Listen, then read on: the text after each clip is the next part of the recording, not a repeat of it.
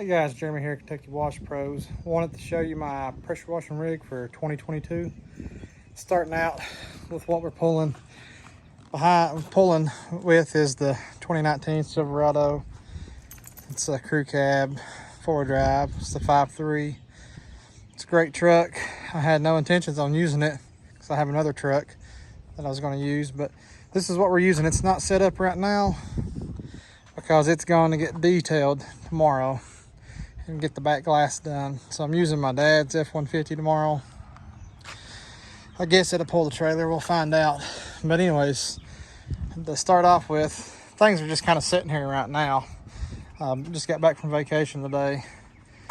Got the Predator 670, 10 gallon a minute, General Punt TSF 2221. Got the Predator 420 paired up with the Allison 6.8. It's the budget build. It's got about 6.5 gallons. Of course, we got our vise. We're using the Water Dragon skids. I really like them. They're nice. 12 gallon Scepter tank. I think something's either wrong with the tank or the fuel pump. I have troubles constantly pulling fuel to the Predator.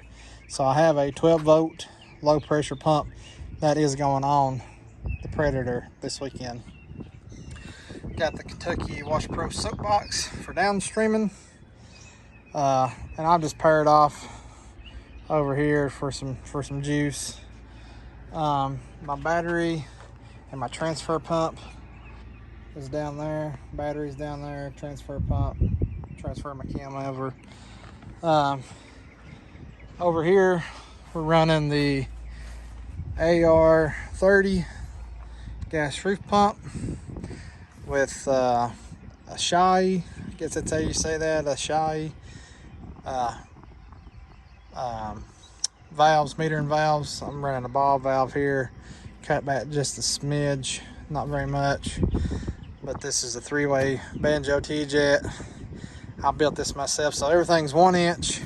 I don't have the soap plumbed up yet because I was in a hurry, so I don't really care that I do plumb it up. It don't really matter to me on that, but it eventually get there. So that's there, and I should say that the toolbox sitting back here is going to go here. So come over here. This is plumbed with a 3/4 inch bypass that's circled around back into the manifold. It's 25 foot looped. Bought this little thing from Lowe's, but here it is. This is a 1/2 inch coming out of these pumps.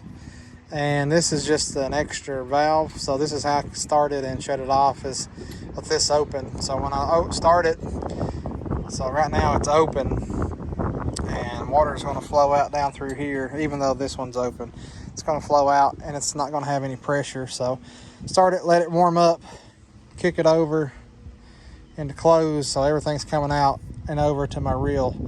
And then when I get done, I come over here, and usually I pull this hose out and hold it because it's got about 400 PSI. So I'm holding the hose and then I'm just opening it to release the pressure. That it's the same effect of being on the trigger with the gun when you close it, but I don't have to drag the hose all the way around. So I do that, and you need to do that. That way you don't blow this little blue valve out. So don't ever adjust this while it's running. This is your, I don't want to say unloader, but it's the pressure setting, more like an unloader. So I always keep it on 4. If I do a roof, sometimes I'll do 3. But if you mess with this while it's running, you'll blow this out. If you're not on the trigger or have your other valve open, you'll blow that out. I've never personally done it, but I know that's how you do it, so I've never blown it out. Anyways, 1/2 inch to 3/4 inch. Then I got a 90. We're running 3/4 inch PEX over and around. The trailer is getting straightened up. Around to the back and up. Running 12 inch stainless steel manual Hannay. Red gun. You can see it's set for a week, so it's got cobwebs. Running a 12 inch regular steel Hannay hand crank. Water 18 inch Hyundai electric buttons went out on me on the last job last week, so buy one of those in the morning. But this is what I do, guys. I seldomly never run two of these at the same time because, quite frankly, I can't because I don't have another hose reel and stuff, but I do have hose. So what I want to do is, if I'm running that to downstream, wash a house, I just hook it up here on the quick connect, which there's that. And if I want to turn it off and surface clean or use a 10, pop it in. The first 50 foot on this is 1/2 inch, then 150 foot of 3/8. So I got a 50 foot, 1/2 inch, 50 foot, 3/8, then 100 foot of 3/8. This is about 250 foot of 1/2 inch hose for the soft wash. I'm running the 1/2 inch because that's what I had last year. And I would suggest getting if you're running just the Curitech, that's what this is, 300 PSI, it handles it just fine. Max 300 PSI. Off the trigger, we're at 4. On the trigger, we're about 2 to 250. But these ends were not crimped. And I tried double hose clamping, and it just kept blowing it off. So I went to the local shop, had them crimp me 2 swivel ends, even though it's got a swivel. Swivel ends are easier. It's like 15 bucks to have it crimped and put on there. 3/4 inch water hose, feed line. That's a 1 inch filter over to my bulkhead. Now here's how we feed the pressure washers. We got this daisy chain down here. I guess that's what you call it. That's 2 inch daisy chain.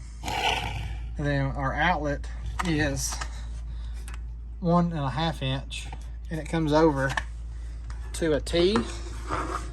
So 1.5, and then 1.5 coming up to the 10, and this is no problem. The water is no problem. And then over there it's reduced to 1 inch going to the budget build. So I don't have any problems with that. We have bulkheads everywhere. This is the transfer line. I don't have a bulkhead on that because that's for the downstream injector. So I'm thinking I'm showing just about everything. I got a 24 foot fiberglass with a stabilizer. That's a 20 foot extension or a 10 foot step ladder, little giant. Fire extinguisher, get you one of those.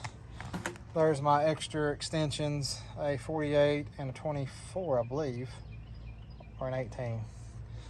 I keep a jack, keep a spare, keep my cones, an extra 100 foot of hose, a gas can, cooler, a couple odd and end things. Some of this stuff is off because I'm straightening it up.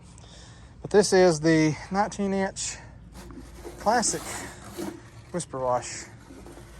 I keep a pressure gauge on it so I know where I'm at on my pressure. Some people keep it up here, some people keep it down there. I just can't see it down there, so I stick it up here.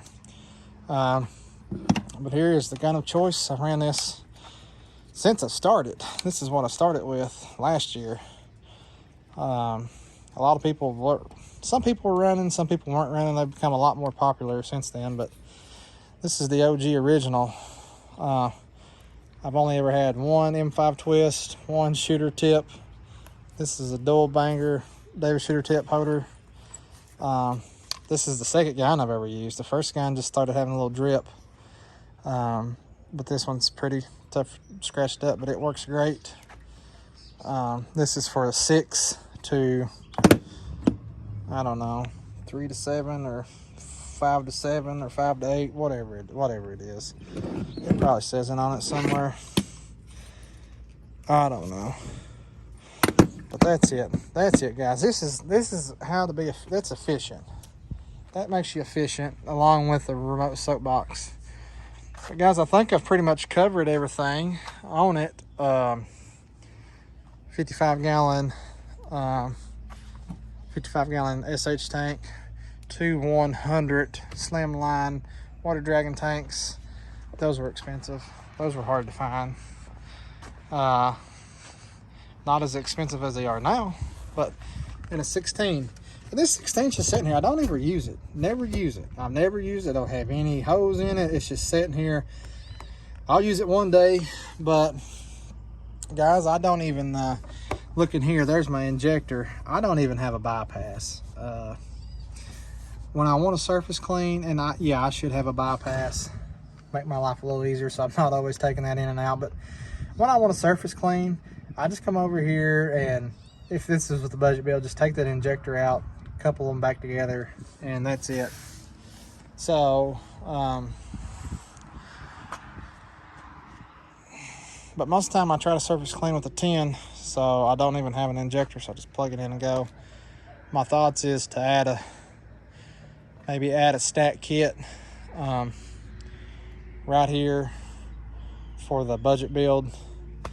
I thought about putting me an unloader block and running everything over to this and upgrading to a Flow Pro, but I don't know. I don't plan on keeping it like this because it's going to go, I think it's going to go on a trailer.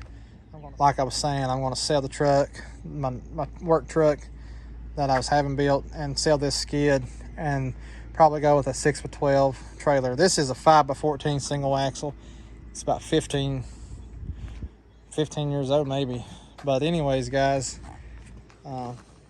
it's a money maker. It makes me plenty of money. I'm happy. Let me know what you think. Would you change anything? I'm sure you would, because it's technically a skid on a trailer. So if I have a real trailer, it's going to be nice and spread out with different tanks. But anyways, guys, I thought I'd show you that. I have a lot of people ask me about it, but that's it. I did it all myself. It works and it makes me money, and I'm happy. All right, guys, appreciate it.